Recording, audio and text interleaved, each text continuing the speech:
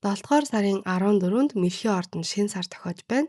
За энэхүү шинэ сар нь Мэлхий ордонд ухарж байгаа буд гарагтай тохиож байгаа учраас ерөнхийдөө бол орд бүрийн хамгийн үнцэрхэг, хамгийн өнгөрсөн дурсамжуудаа эргэж санагалддаг ордон дээр тохиож байна. За тэгээд түүнээс гадна түрүү хэлсэнчлэн ухарж байгаа будтай холбогдож байгаад бол өнгөрсөнд юу болж байсан бэлээ.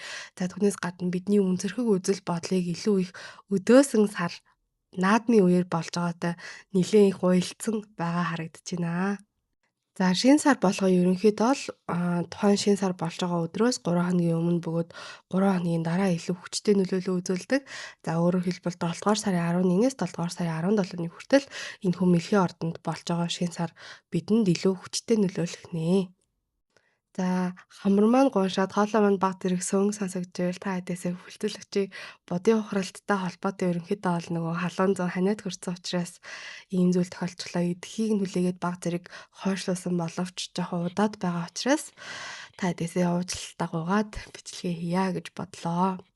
За тэгэхээр Мэлхий ордыг ерөнхийдөө бол сар өөрөө удирддаг. Тиймээс ерөнхийдөө бол энэхүү шинэ сар өөрөө өөрийнхөө ордонд өөрийнхөө хамгийн хүчтэй байрлал дээр байрласан байгаараа маш онцлог болж байгаа.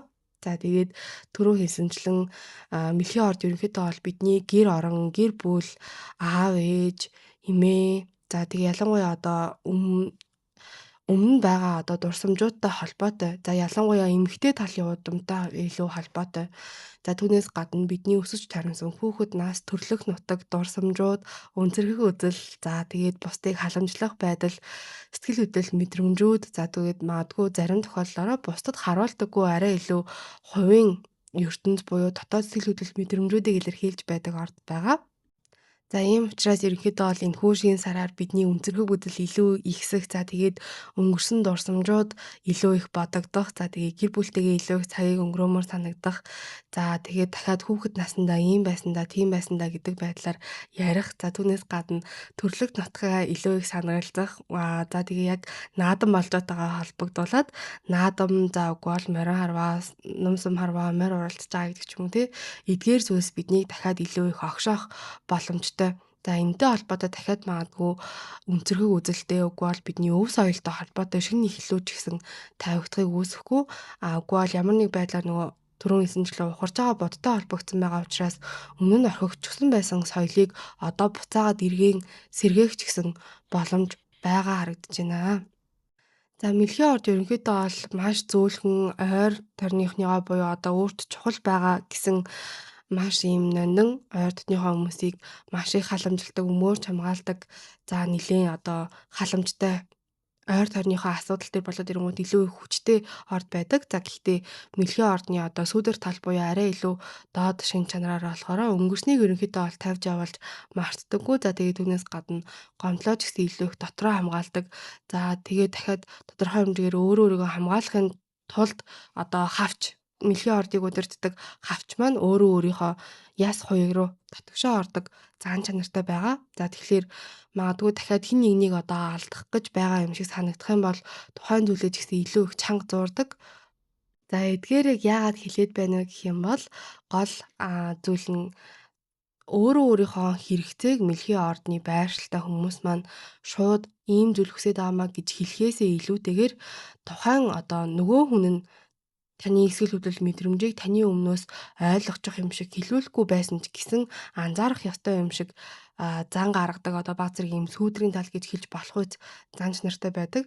За ингэснээр ерөнхийдөө бол одоо бидний магадгүй урт удаан хугацаанд дотроо хадгалж ирсэн, нууж байсан, хэлж чадаагүй, заагүй бол яг л ийм юм мэдрээд байгаамаа гэж нэрлж чадаагүй байсан зүйлсүүдийг хөдөлгөх боломжтой байгаа харагдаж байгаамаа.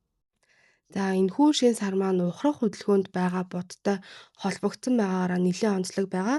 За та ерөнхийдөө бол бичлэгийг маань үздэг бол шин сар нь нар бөгөөд цар хоёр хоорондоо нэг ордонд нэг юмдэр холбогдож байгаа зүйлийг хэлж байдаг. Өөрөөр хэлбэл бидний даалт ухамсар бөгөөд ухамсар тухайн хоёр хоорондоо холбогддог. За гэтэл энэхүү холбоос маань энэ удаадаа ухрах хөдөлгөөнд Мэлхий ордонд ухрах хөдөлгөөнд орж байсан буд гарагтай хоёрхан эмийн зөрүүтэй холбогдсноороо нэлээд онцлог болж байгаа. За буд гараг өөрөө үг хэл яриа, бодол, харилцаа холбоо, шийдвэр, сонголт гаргалтууд, бичиг баримт, төлөвлөгөө зэрэг зүйлсийг илэрхийлж идэг. За гэтэл анхнаасаа нөгөө буд гараг маань ухрахтаа мэлхий ордон дээр хурж байгаа. Тэгтэл мэлхий ордон дээр буд байхдаа ерөнхийдөө бол бидний логик сэтгэлгээ илүү их байхгүй болдог. Бид нэр илүү мэдрэмжээрээ дурсамжаараа сэтгэл хөдлөлөөрөө боддог. За энэ юу гэсэн үг вэ гэхээр магадгүй өмнө нь тухайн хүний хэлсэн зүйлийг санахгүй байсан ч гэсэн ямар сэтгэл хөдлөл мэдрэмж тань төрүүлсэн бэ гэдэг зүйлийг тавьж явуулахгүй олон жилийн туршид санаж явж байсан зүйл байгаа бол тухайн зүйлийг ерөнхийдөө бол илүү их гаргаж ирэх. За тэгээд тухайн өнгөрсөнд болсон үйл явдлыг дахин сөхөх зүйлсүүд гарч ирж болно гэсэн үг. За тийм болохоор зарим тохиолдолд өмнө нь хэлээгүй байсан, дарчсан байсан хэдэн жил нууж авсан үгнүүд гарч ирэх боломжтой, хуучин мессежүүд зөвхөгдөх, хуучин зураг гарч ирэх, хуучин дурсамжууд гарч ирэх. За тэгээд түүнээс гадна аа дуусгаагүй байсан асуудлууд, за гэр бүл, ээж аавтай, хүүхэдтэй, хань ижилтэй, гэр оронтой холбоотой шийдвэрүүдээ ч гэсэн магадгүй дахин эргцүүлэх шаардлагууд гарч болдог. За тэгээд үүнээс гадна одоо мэлхий ордны удирддаг бүх зүйлстэй холбоотой буюу нүүх, гэр худалдаж авах, заагүй бол засвар хийнэ гэж бодож исэн зүйлс, хүүхэдтэй холбоотой төлөвлөгөөнүүд, гэр бүлийн бизнесүүд, заагүй бол өмнө орхичихсан байсан бүтээл санаанууд хүртэл одоо энэ үед бидний анхаарлыг дахин татаж болно гэсэн үг байх нэ. За энэ нь болохоор ерөнхийдөө өнгөрсөнд болсон зүйлийг магадгүй тухайн болж байгаа үедээ ухамсарлаагүй, ойлгоогүй байсан зүйлс байх юм бол одоо арай илүү ухаалаг болсон, арай төлөвшсөн, арай илүү одоо бие даасан байдлаас өнөөдрийнхөө ухамсараар буюу өмнө нь одоо хоригдлуулсан туршлага арай илүү ухаалаг болсон байдлаараа өнгөрсөнд болсон зүйлсийг ерөнхийдөө бол бидэнд дахиад буцааж ойлгох боломжийг олгож өгнө. За тэгэхээр магадгүй өнгөрсөнд болсон явдлыг өөрчилж чадахгүй ч гэсэн тухайн үед гаргасан байсан буруу ойлголтууд, буруу дүгнэлтүүд гэдэг ч юм уу үгүй бол өнөөдрийг хүртэл магадгүй давтаж ирсэн за өөрөө өөрийгөө хамгаалж өмгөөлдөг байсан механизмаа хүртэл өнгөрсөнд болсон зүйлээ илүү зөв ойлгосноороо буруу ойлгосон байсан зүйлсээ засаж залруулснараа өөрчлөх боломжийг энэхүү шинэ сар бидэнд олгож байгаа байх нэ.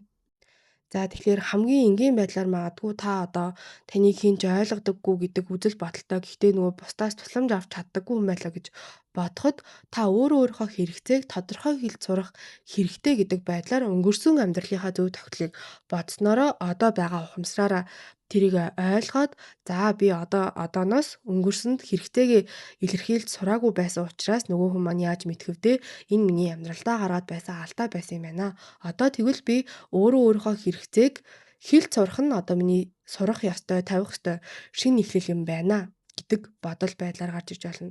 За үгүй бол магадгүй та бүхнийг ганцаараа хийх ёстой, ганцаараа өөрөх ёстой юм шиг боддог байлаа гэж бодъё л доо. Гэтэл магадгүй дахиад та тусламж хүсэх, үүрэг хариуцлагаа ч гэсэн хуваалцах хэрэгтэй байсан юм биш үү? Ярихгүй байгаад исэн, үүрэг хариуцлагаа хуваарлахгүй байгаад исэн учраас энэхүү асуудлууд давтагдаад байсан юм байна гэдэг байдлаар одоо өнгөрсөнд болсон зүйлсийг одоогийнхоо ухамсараар шийдэх боломжуудыг бүрдүүлж байна. За энэ харьцангуй одоо ийм энгийн жижигхэн юм шиг шилжилтүүд боловч бидний амьдрал одоо яг гэр бүл, орон гэр бүл, сэтгэл хөдлөл мэдрэмжүүдтэй холбоотой иймэрхүү шийдвэрүүд яг үүндээ урт удаан хугацаанд маш том амьдралын чиглэл, үүрэг хариуцлага за тэгээд гэр бүлтэй холбоотой асуудлуудыг өөрчилж байдаг учраас ерөнхийдөө бол энэ нэлээд бас хүчтэй нөлөөлөлтөй байх болов уу гэж бодож байна. За тэгээд дараагийн одоо энэ хүү шин сарны онцлог маань гэх юм бол хоньны ордон дээр байгаа санчир гарагтай нилээн одоо өргөн байдлаар сөрөг холбоос үүсгэсэн байгаа. За хурж байгаа бод ч гэсэн санчиртай холбоос үүсгэсэн, шин сар маань ч гэсэн санчир гарагтайгаа сөрөг холбоосуудыг үүсгэсэн байх нэ.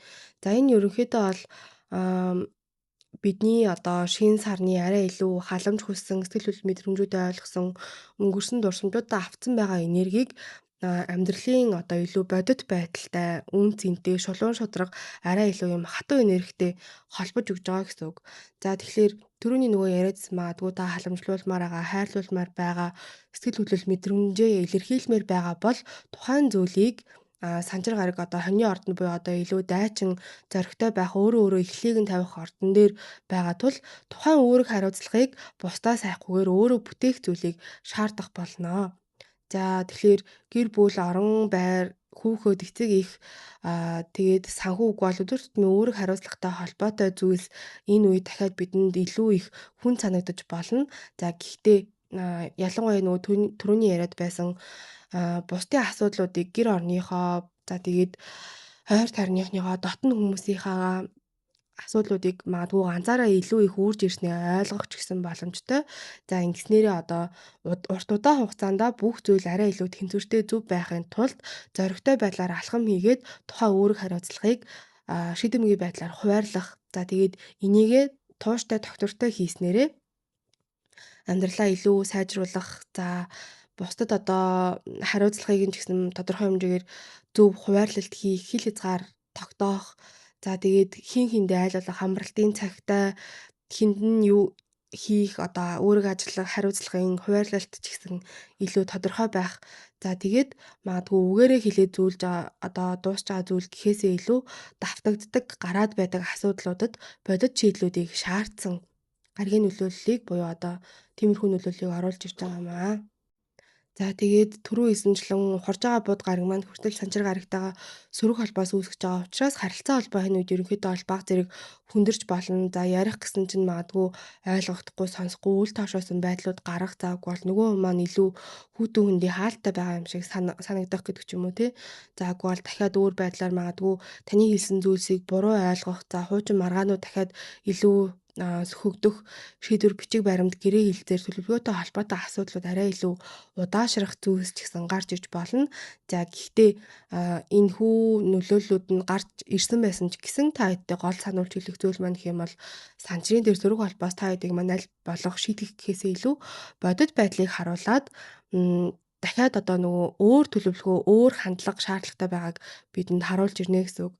За тэгэхээр түрүүний яригдаад байсан одоо арай илүү хүн сэдвүүдийг зөв цагтаа, зөв минутаа, зөв орчин нөхцөлд зөв үг хэллэхээр, зөв хязгаартаагаар дахин авчраад үүрэг хариуцлагыг илүү хуваарлах. За тэгээ ганцаараа үүрээд байсан, хэцүү байсан юм шиг зүйлсүүдээ өнгөрсөнд одоо хийж явсан зүйлсүүдээ болохгүй, бүтэхгүй байсан гомдлуудаа ч гэсэн бодонгуутлаа тэрийг зөв зохистой хуваарлах шийдэх, хин хинд нь тэнцвэртэй байх, удаан хугацаанд та тэгж болох зүйл сонголт шийдвэрээ гаргахыг танаас ерөнхийдөө бол зөв шаардж байгаамаа. За тэгээд ерөнхийдөө бол яг энэ гаригуудын бөөгнөрөл маань бүгдээрээ мэлхийн ордонд байгаа учраас дахиад тодорхой хэмжээгээр нөгөө таны өсөж тойронсон гэр бүлтэй холбоотой байдлуудаар за та өөрөө өсөхдөө магадгүй аав ээж хоёр нь асуудлуудаа шууд ярилцдаг байсан уу? За үгүй бол хин нэг нь дуугаа олдог, хин нэг нь байнга буулт хийгээд хүлээдэг байсан уу? За та тэр зүй тогтлыг өөрөө байнга давтаад ийн үү?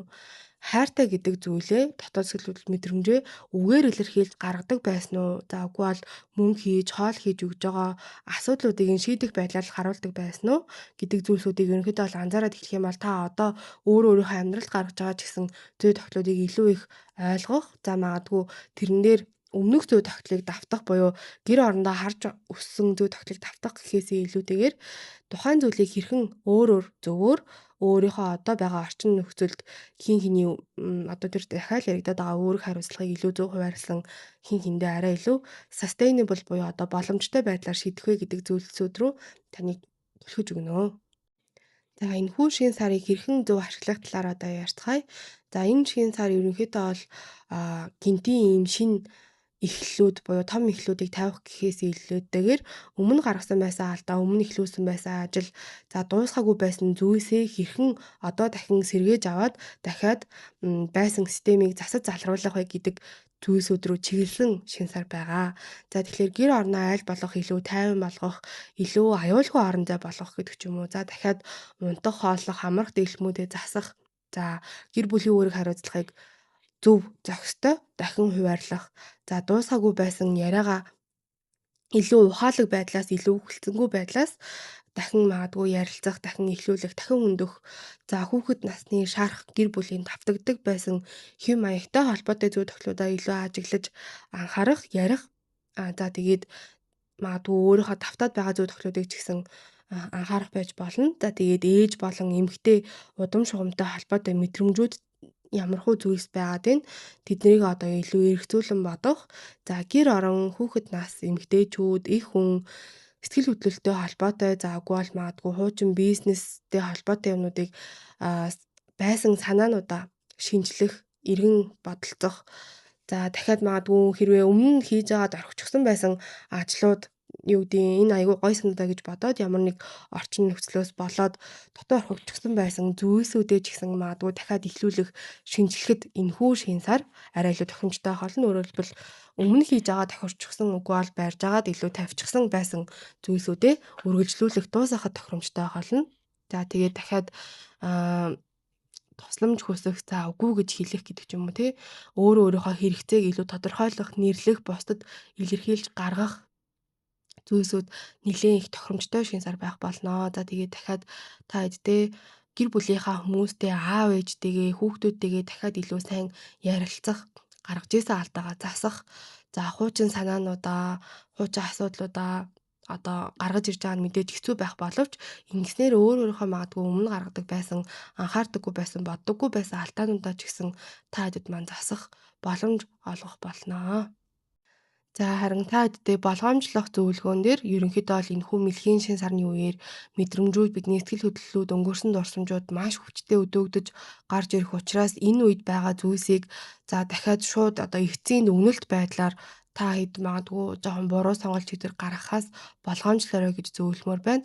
Өөрөөр хэлбэл магадгүй өнгөрсөн болж исэн зүйлсийг одоо байгаа нөхцөл байдалтай шууд энд тэнцвүүлж дүгнээд шийдвэр гаргах гэж оролдох. За үгүй бол магадгүй нэг хүний үйлдэлээс нэг хүний гаргаж ирсэн одоо алдаанаас гэдэг ч юм уу тий харилцааныхаа туршид байсан зүй тогтолцолтой холбоотой шууд ийм л байна, тийм л байна гэсэн дүгнэлтүүд рүү шууд яарах. За тэгээд дахиад ийм учраас одоо туйлширсан хандлага сэтгэл хөдлөл мэдрэмжтэй баригдах магадaltaй учраас нөгөө хүнийхээ хэрэгцээг ч гэсэн аль болох сонсож ойлгох ёстой гэдэг зүйлсээ та хэд маань бодолцоорой гэж сануулмаар байна. За тэгээд гомдол буюу тээж явсан сэтгэл хөдлөл мэдрэмжүүд маш их гарч ирэх боломжтой учраас энийгээ харин эсэргээрээ одоо нөгөө мэлхий буцаад хуйгандаа ордогтой адилхан дуугүй болох байдлаар нөгөө хүнээ битгий шийдгээрээ өөрөөр хэлбэл ярилцаад илүү төлөвсөн байдлаас ярилцаад ойлголцыг зөвлөмөр байна.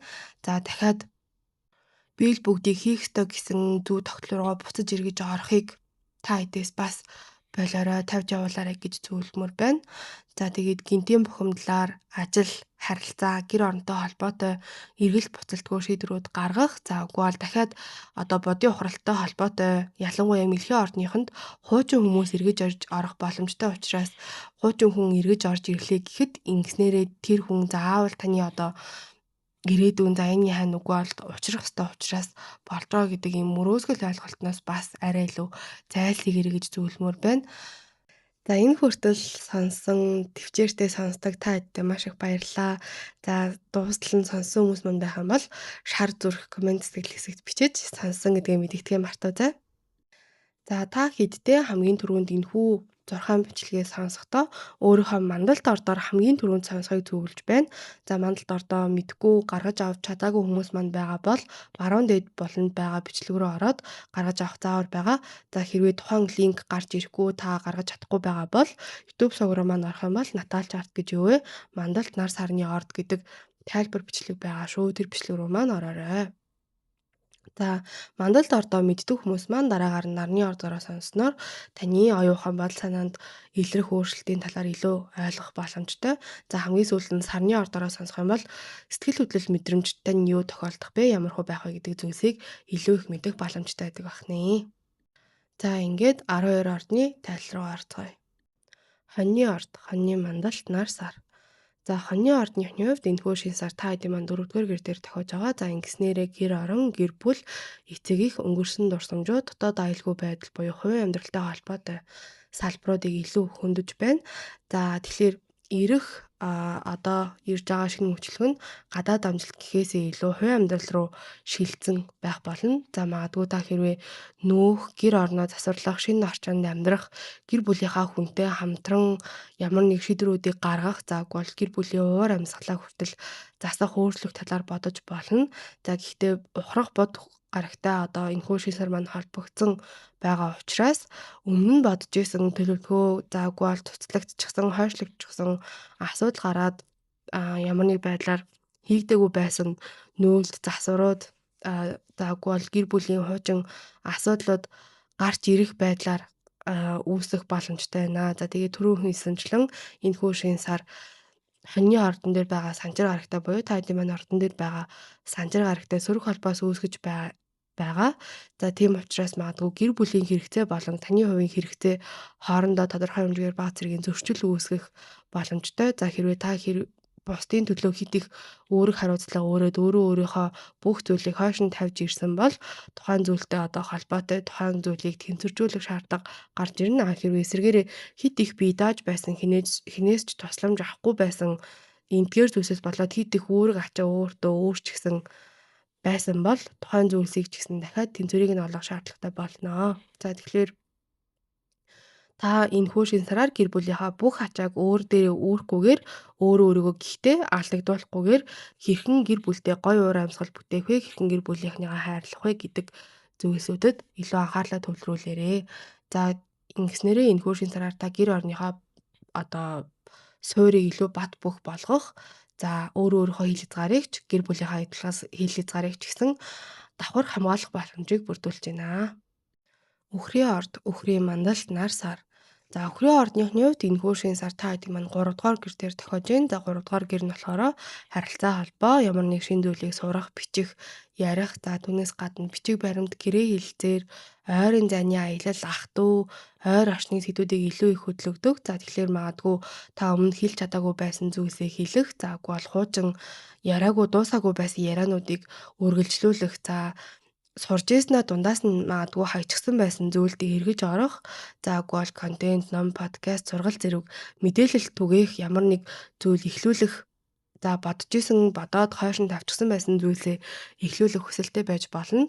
За гэхдээ түрүү хэлсэнчлэн бууд гараг ухрах хөдөлгөөнд энэхүү шин сартай холбогдсон байгаа учраас цоо шин санаа гэхээсээ илүү өмнө аль болох орхисон байсан төсөл бичиж дуусаагүй байсан зүйл, хойшлсон байсан бичиг баримттай холбоотой юмнууд руу илүү анхааруул зүйтэй байх болно. За тэгээд энэхүү шин сар хоньны ордонд байгаа санчиртай сөрөг холбоос үүсгэсэн учир таны бодол санаа, за магадгүй нуучсан байсан айдас өөрөө өөртөө итгэлгүй байгаа байдал өнгөрсөн туршлагатай холбоотойгоор таны одоо ямар нэг айдас түгшүүрүүд ил гарч ирж болно. Тэгэхээр хэлэх гэсэн үгээ хэлэхээс өмнө хит их бодож өөрийгөө буруугаар ойлгуулчихгүй гэдэг айдсууд түгшүүрүүд төрөх, заагүй бол өөрийнхөө хоолойг дарах, жижигрүүлэх иймэрхүү зүй тогтлууд илүү их давтагдаж ирсэн гэдэг зүйлсийг ойлгох магадaltaй. За тийм бол энэхүү шин сараар та юуг хэлэхээс илүү их айдаг байсан бэ гэдэг зүйлсүүдийг илүү их бодох шаардлагатай болно. За тэгэхээр шин санаануудаа яаралгүй аль болох хөгжүүлээрээ өөрийнхөө дарддаг байсан дуу хоолойг дахиад олохыг та хэдтэй зөвлөмөр байна. Эхрийн орд, эхрийн мандалт, нар сар. За эхрийн мандалттай эхрийн ордны хүмүүсийн хувьд энэхүү шин сарн та хэдийн маань 2 дугаар гэр дээр буюу мөнгө хөрөнгө орлого, үнэт нь өөрийгөө үнэлэх сэдвүүдийг илүү хүндсэн байна. За тэгэхээр эх саруудад хэрхэн шинэ орлогын үүсвэртэй болох вэ? Хэрхэн одоо байгаа мөнгө хөрөнгө санхүүгээ сэргээх вэ? За үгүй бол магадгүй хуучин эхлүүлнэ гэж бодоод орчихсон байсан бизнесийн санаагаа ч гэсэн илүү бодох.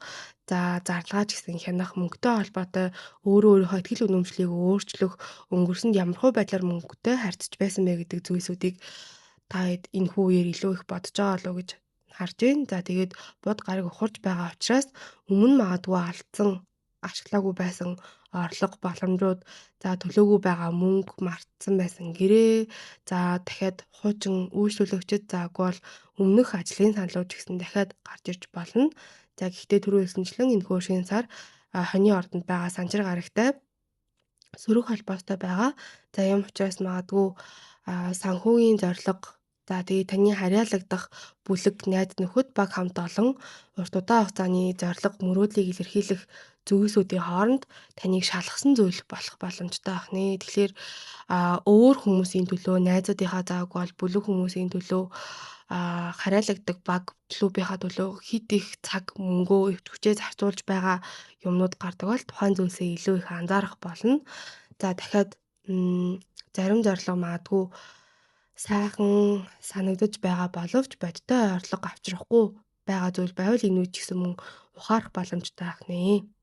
За тэгэхээр дахиад энэ үед өөрийнхөө ур чадварыг аль болох хямдхан үнэлэхгүй доогуур тавихгүй ашиглаарай.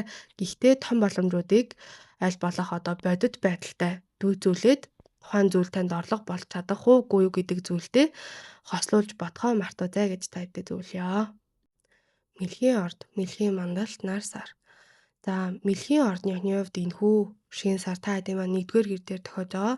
За ингэснээрээ хувийн амьдрал гадаад төрх бие махбод өөрийн тань одоо дүр төрх зан араншин за тэгээд амьдралын чиглэлтэй холбоотой маш чухал шинэ сар болж байна. За тэгэхээр магадгүй энэ үед та өөрөө өөрийгөө өмнөхөөсөө өөрөөр харах, өнгөрсөнд ямархуу байдлаар зүй тогтлоор амьдарч ирж байсан бэ гэдэг зүйлүүдээ ч гэсэн харах. За дахиад амьдралынхаа чиглэл ханддаг хандлагыг хүртэл өөрчлөх, гадаад төрхийн маягаа, эрүүл мэндээ, өөрийнхөө зорилгоодыг дахиад шинээр эхлэлөө тавих хүсэлтэй байж болно. За гэхдээ түрүүн яригадаад байгаа энэхүү шинэ сар маань бод гарагтай ухар хөдөлгөөнд байгаа бод гарагтай холбогдсон байгаа учраас таныг өнгөрсөн өөртөө тань уулзуулах буюу та өмнө нь хэн байсан юм бэ? Ямар мөрөөдлөө орхичихсан юм бэ? Ямар дүр төрхөөр хит их урт удаан хугацаанд амьдраад би хэн бэ гэдэг зүйлээ орхичихсан бэ? Ямар их зүйлийг золиослсон бэ? Хэн байсан бэ гэдэг бүх зүйлийг эргцүүлж харах. За тэгээд магадгүй өөрөө өөрийгөө бусдын хэрэгцээнд, бусдын одоо шаардлагатай байгаа зүйлд хит их зориулаад өөрөө өөрийгөө хаячихсан, өөрөө өөрийнхөө хэрэгцээг боддоггүй байсан бол эдгээр зүйлсийг эргцүүлж бодохыг шаардах болно. За тэгээд энэхүү шин сар маань хоньны ордонд байгаа санчиртай сөрөг холбоос үүсгэж байгаа тул таны хувийн хэрэгцээ, карьер шаардлага зэрэг хоёр хоорондоо магадгүй мөргөлддөг. За та өөрөө өөрийнхөө хувийн хэрэгцээг би хэн бэ гэдэг зүйлдээ бодоод илүү анхаарах гэдэгтэл өөрийнхөө өнгөрсөн байсан зүйлүүдийг орхичихсан байсан үзэл бодлуудаа, баримтлалуудаа заавгүй бол сонирхол хоббигоо оролдох гэдэгтэл хит их ажилтаа учраас боломжгүй гэдэг ч юм уу тиймэрхүү зүйлсүүд гарч ирэх бол магадлалтай. За тэгтээ ам та амармаар байгаа ч гэсэн өөр өөртөө хит их буцаагаад үүрэг хариуцлага нэмхийг хүсэх боломжтой. За гэхдээ энэхүү зүйлсийг аль болох тэнцвэржүүлж өөрөө өөрийгөө шинээр сонгоорой. За тэгээд өөрөө өөртөө анхаарах цагийг ерөнхийдөө бол бүр төлөвлөгөө болгож энийг үүрэг хариуцлагатайгаар нэр хүнддээ оруулж байгаа ажил мэргэжил дараадаа өөрийнхөө бүх амьдралын зөв чиглэлд оруулж байгаа бодиттой хөрөнгө оруулалт гэж бодоорой гэж та хэддээ зөвлөмөр байна. Арслангийн орд, арслангийн мандалт, нар сар. За арслангийн ордны хувьд энэхүү шинэ сар та хэдийн маань 12 дугаар гэр дээр тохиож байна. За энэ дахиад ерөнхийдөө бол аль болох өөрөө өөрийгөө сонсох, сонгох, өөрөө өөртөө ангаалт итгэлт хийх, илүү дотогшоо орох. За тэгээд ерөнхийдөө аль болох өөрөө өөрийнхөө өнгөрсөн зүй тогтвол дурсамж далд ухамсартайгаа ажиллах шинэ сар болж байна. За магадгүй арслангийн ордныхон сүүлийн үед хэдий сугар гараг бархасад гараг та хэдийн маань ордон дээр орсон боловч бархасад гараг ихний хүмүүдээрээ явж байгаа учраас хит их ядарсан сэтгэл хөдлөлтөө магадгүй дарагдсан. За байнгын хүчтэй харагдах гэж оролдоо тэр нь магадгүй таныг дотроос тань илүү их эзэн байж болно. Тэгтэл одоо энэхүү шинэ сар таны хувьд за аль болох амралт хэрэгтэй байна. Ганцаараа өөрөө өөртөө байх шаардлага байна гэдэг зүйлсүүдийг оруулж ижиж болно. За тэгээд бод гараг ухрах хөдөлгөөнд байгаа учраас хуучин дурсамжууд заагүй бол нэг зүйдээ дахиад давтал зүүдлэх гэдэг ч юм уу. За дахиад өнгөрсөн айдсууд таны төвшөөдөг зүйлс байдаг бол тухайн зүйлс гарч ирэх. За тэгээд өөрөө өөртөөгөө ярьдаг дотоод ярианууд ч гэсэн ил гарч ирж болно. За дахиад өмнө нь ойлгоогүй байсан үйл явдлуудыг одоо дахиад өөр өнцгөөс хараад ойлгох, ухаарах зүйлс болох боломжтой. За тэгээд түүнээс гадна энэхүү шин сар маань санжир гарагтай сөрөг холбоос үүсгэж байгаа учраас таны ихтгэл үнэмшил, за суралцах, аялах, гадаад орон, заагүй бол хууль эрх зүйтэй холбоотой зүйлд ч гэсэн магадгүй эргэлзэх, өмнө итгэдэг байсан зүйлстэй ч гэсэн итгэхээ болох боломжтой. Өөрөөр хэлбэл таны одоо хариултууд тийм тодорхой биш. Шинэ эхлэл шууд тавигдахгүй байгаа юм шиг санагдаж байж болно. За гэхдээ энэ нь бол ерөнхийдөө таныг амрахыг шаардсан байгаа учраас за өөрөө өөртөө дотроо өөртөөгөө ажиллах орон зай гаргаснараа таны дараагийн амьдрал илүү тод өнгөлөг болох зүйлийг харуулж өгч байна. Тэгэхээр та хэдийн ерөнхийдөө бол амрах ганцаараа байх цагийг өөрөө өөртөө олгох бүх зүйлсийг илүү тайван уужуу бодохыг зөвлөмөр байна. Охины орд, охины мандалт, нар сар. За охины ордныхны хувьд энэхүү шин сарн та хэдийн маань 11-р гэр дээр тохиож байна.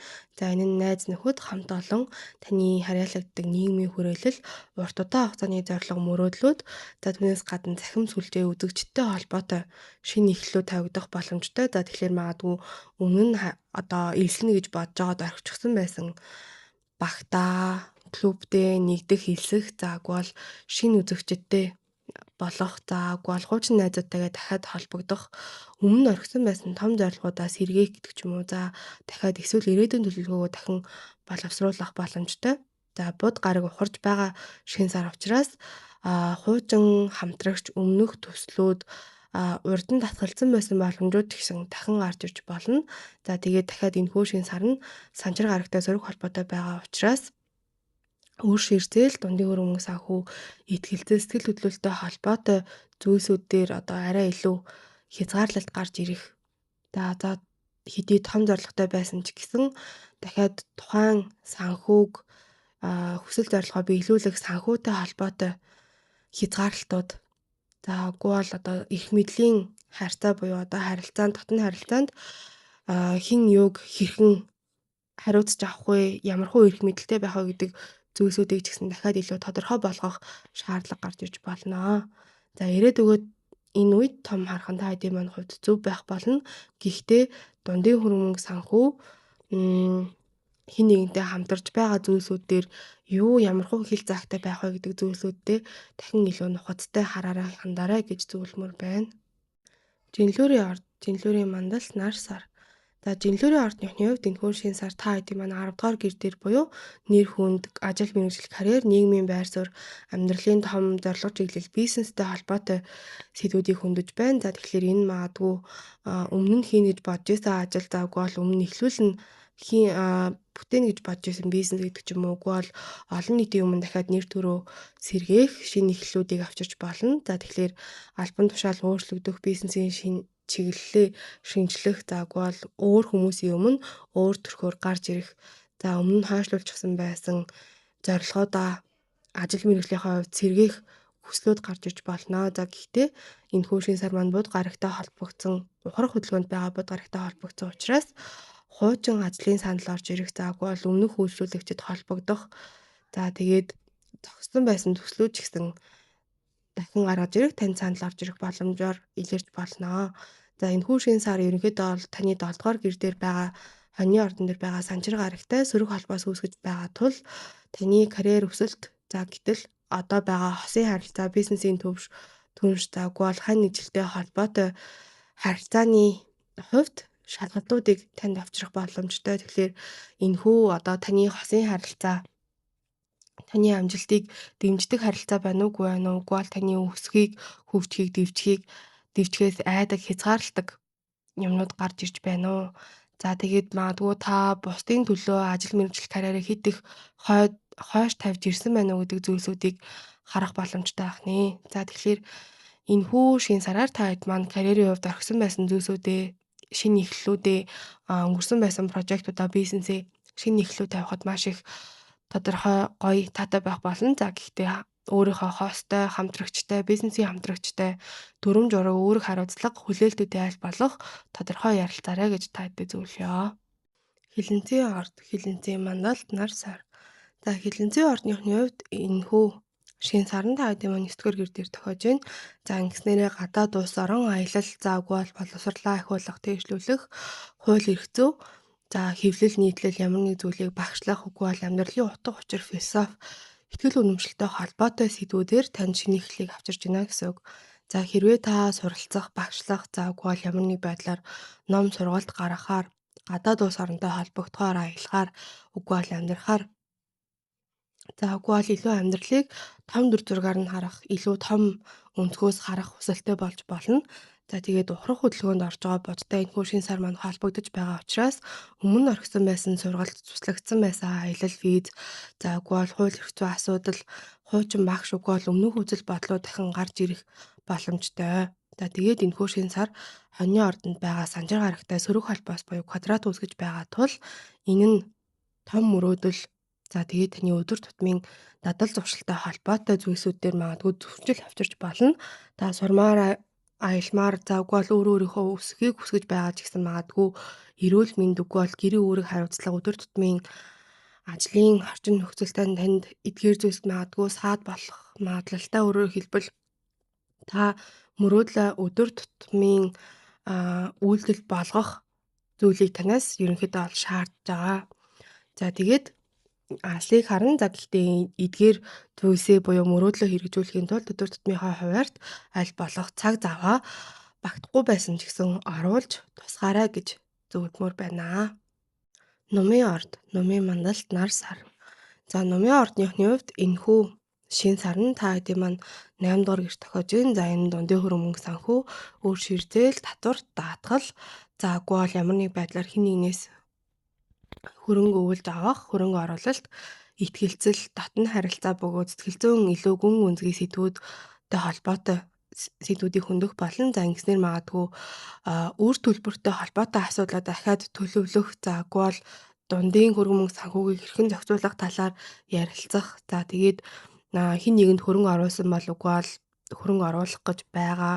За үгүй бол хин нэгнээс тусалтай дэмжлэг авах гэж байгаа бол эдгээр зүйлсүүдтэй холбоотой нөхцлүүдээ эргэж харах шаардлага гарна. За тэгээд сэтгэл хөдлөлийн хувьд нэг хүнд сэтгэлээ илүү уудлах, асуудлуудаа илүү ярих шаардлага гарч болно.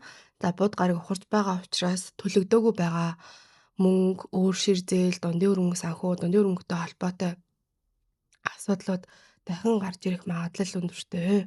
За тэгээд энэхүү шин сарн санчир гарагтай сөрөг холбоос үүсгэж байгаа бөгөөд та хэдийн маань 5 дугаар гэр дээр байгаа хоньны ордны санчиртай сөрөг холбоос үүсгэж байгаа тул хайр дурлал бүтээлж байдал заавгүй бол амьдралаас авах жаргал таашаал санхүүгийн өөрөг хариуцлага хоёрын хооронд илүү асуудлууд нэг нэгнээсээ болоод л гарч ирэх боломжтой байх нэ. Тэгэхээр магадгүй яг хөрөнгө мөнгө санхүү гэхгүй хайр дурлалын асуудал талаас харлаа гэж бодоход хайр дурлал үгүй бол хүүхэдтэй холбоотой асуудал дээр нөгөө хүндээ илүү итгэхэд хэцүү байдаг гэдэг ч юм уу.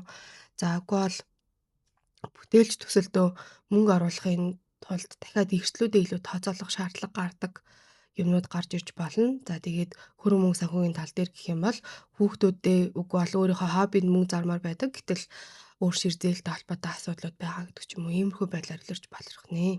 За тийм учраас ерөнхийдөө бол аль болох хэн нэгэнд сохроор буу итгээрэй. Гэхдээ өнгөрсөн айцаасаа болоод өөрийнхөө одоо хэн нэгэнтэй сэтгэл хөдлөл мэдрэмжээ хуваалцах юмнуудаас өөрөө өөрийгөө битгий хаагаарай. Буюу нээгэрэй гэж зөвлөмөр байна. Матрийн орд, матрийн мандалт нар сар. За матрийн ордны хувьд энэхүү шин сарн та хэдийн маань 7 дугаар гэр дээр буюу яг эсрэг одоо ордон дээр тохиож байна. За тэгэхээр энэ хайр дурлал бөгөөд одоо гэрлэлт, хавсын харилцаа, бизнесийн түншлэл, гэрээ хэлцээр үйлчлүүлэгчтэй холбоотой ерөнхийдөө бол шинэ мөчлөгийг танд авчрах болно. За амьдралд таны таньдаг мэддэг хэрнээ магадгүй өнгөрөөж гисэн байсан хүнтэй өмнө нь харж исэн хэрнээ магадгүй арай дотн танилцаагүй байсан хүнтэйгээ танилцах. За үгүй бол харилцаагаа дараагийн түвшинд гаргах мэддэг хүнтэйгээ магадгүй жоохон хойшлогдсон байсан хамтын ажиллагаагаа эхлүүлэх гэдэг ч юм уу. За үгүй бол гэрээ байгуулах. За үгүй бол одоо байгаа түншлэл гэрээ хэлцээр дээрээ дүрмээ шинжлэх ч гэсэн боломжуудыг авчирч байна. За гэхдээ энэхүү шин сар маань ухрах хөдөлгөөнд байгаа бод гарагтай холбоотой байгаа учраас яг л яригадаад байгаа одоо энэ хуучин хүмүүс өмнөх түншлэлүүд за үгүй бол дуусгаагүй байсан яриа туслагдсан байсан гэрээнүүд дахин гарч иж болно. За энд ерөнхийдөө бол та хэдтэй аль болох болгоомжтой байхыг зөвлөмөр байна. За тэгээд хоньны ордон дээр байгаа санчир гарагтай энэхүү шин сарын сөрөг холбоос үүсгэж байгаа учраас хосын харилцаа, гэр орон, гэр бүл, эцэг эхтэй холбоотой, за үгүй бол өнгөрсөнд болсон зүйлстэй холбоотой сорилтууд гарч ирэх магадaltaй байх нэ. За тийм учраас та магадгүй хамтрагчтайгаа нүүх, гэр бүл зохиох, үгүй бол хүүхэдтэй болох гэдэг ч юм уу те. Үгүй бол аав ээжтэй холбоотой асуудлуудыг илүү ярилцах, төлөвлөгөөнүүд гаргах магадлал нэлээд өндөртэй харагдаж байна. За тэгэхээр харилцаагаа үнэхээр дараагийн төвшөнд гэхдээ аль болох ухаалгаар за тэгээд хайр мөнгө хөрөнгө санхүү гэр бүлийнхаа хүлээлтийг аль болох тодорхой ярилцахыг та хэддээ зөвлөмөр байна. Хумхын орд, хумхын мандалт нар сар. За хумхын ордны хувьд энэхүү шин сар та хэдийн маань 6 дугаар гэр дээр тохиож байна. За энэ нь болохоор ажлын орчин нөхцөл өдөр тутмын амьдрал дадал зуршил, таны эрүүл мэнд, цагийн хуваар бөгөөд гэрийн болон ажлын үүрэг хариуцлагыг илэрхийлдэг.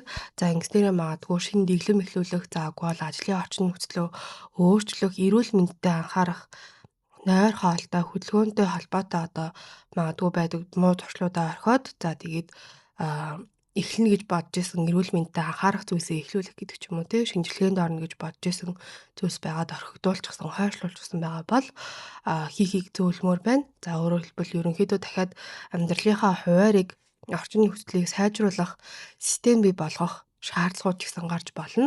За тэгээ энэхүү шин сар маань нухрах хөдөлгөөнд байгаа бодтой холбоотой байгаа учраас хуучин эрүүл мэндийн асуудлууд өмнө тань тавигдсан ажлын саналтай агуу бол хойшлогдсон байсан шинжилгээ дуусгаагүй байгаа асуудлууд таны анхаарлыг дахиад татах магадлал нэлээд өндөртэй байна.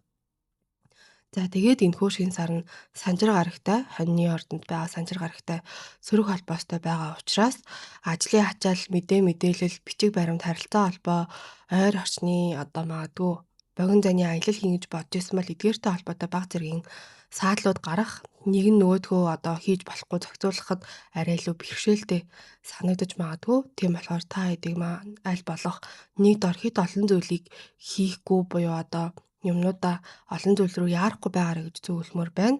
За тэгтээ өдөр тутмын амьдралаа шинжлэх эрүүл мэндэд анхаарах тухайн өмнө яригдсан бүх зүйлсүүдтэй холбоотой хийндэ гэж бодоод хойшлогдсон байгаа ажлуудаа эхлүүлэхэд таатай ах нэ.